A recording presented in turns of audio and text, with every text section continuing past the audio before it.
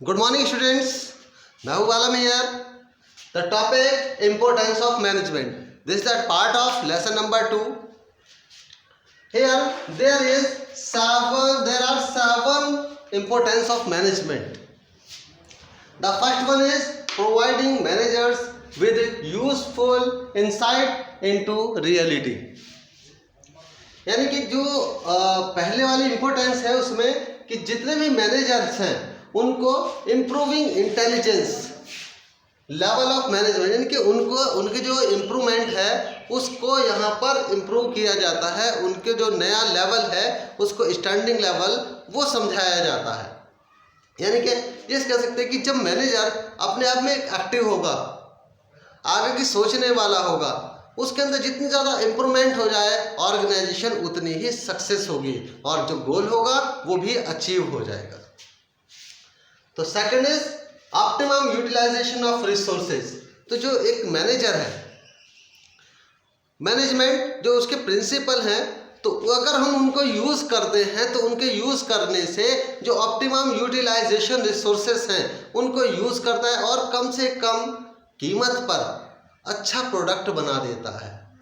यहाँ देखें क्या कि नो वेस्टेज मिनिमम कॉस्ट, कि बिना वेस्टेज से और कम से कम कीमत पर किसी भी प्रोडक्शन को बनाना।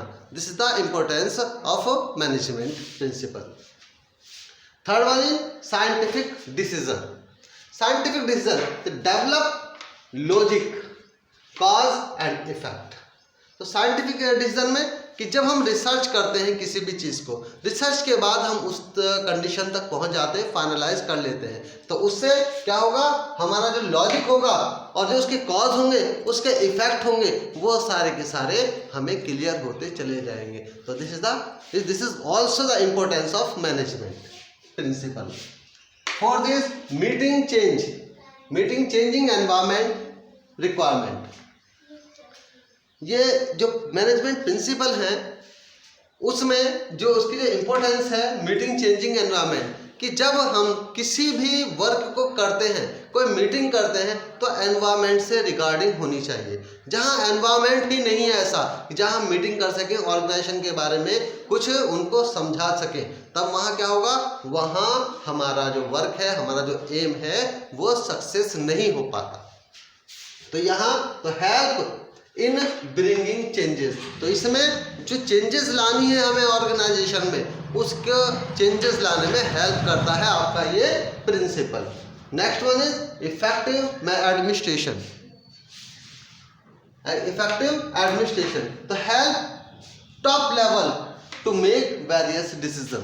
तो जो ये मैनेजमेंट प्रिंसिपल है, अगर हम इनको यूज करते हैं प्रिंसिपल ऑफ मैनेजमेंट को, तब हम जो हमारा डिसीजन है टॉप लेवल का, जो टॉप लेवल वाले कैंडिडेट होते हैं उनको बहुत बड़ी हेल्प मिल जाती है, क्योंकि जनरल गाइडलाइंस भी होती हैं यहाँ पर और नई चीज़ सीखने को मिलती है। तो इसका ये इम्पोर्टेंस जो है, ये भी बहुत फ़ायदा है कि आपका सिर्फ इफेक्टिव एडमिनिस्ट्रेशन बन जाता है।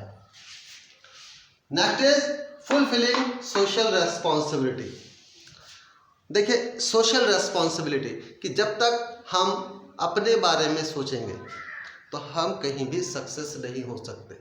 हमें कहीं ना कहीं अपनी सोसाइटी के बारे में भी सोचना होगा, और वह सोसाइटी जो हमारे लिए हर कदम पर तैयार रहती है। तो उसके लिए जो हमारे ये प्रिंसिपल ऑफ मैनेजमेंट है उसमें आपका जो फुलफिलिंग सोशल रेस्पॉन्सिबिलिटी, तो doing task to uplift society, कि जितना भी ऑर्गेनाइजेशन में काम किया जाएगा वो सोसाइटी की जो ऊपर उठाने के लिए ही, सोसाइटी का जितना भी स्टैंडर्ड बढ़ेगा वो हमारे डेवलपमेंट के लिए ज़रूरी है, बढ़िया रहेगा। तो इसको अपलिफ्ट भी करने के लिए सोशल रेस्पॉन्सिबिलिटी की इम्पोर्टेंस है। Next and last, management training education and research.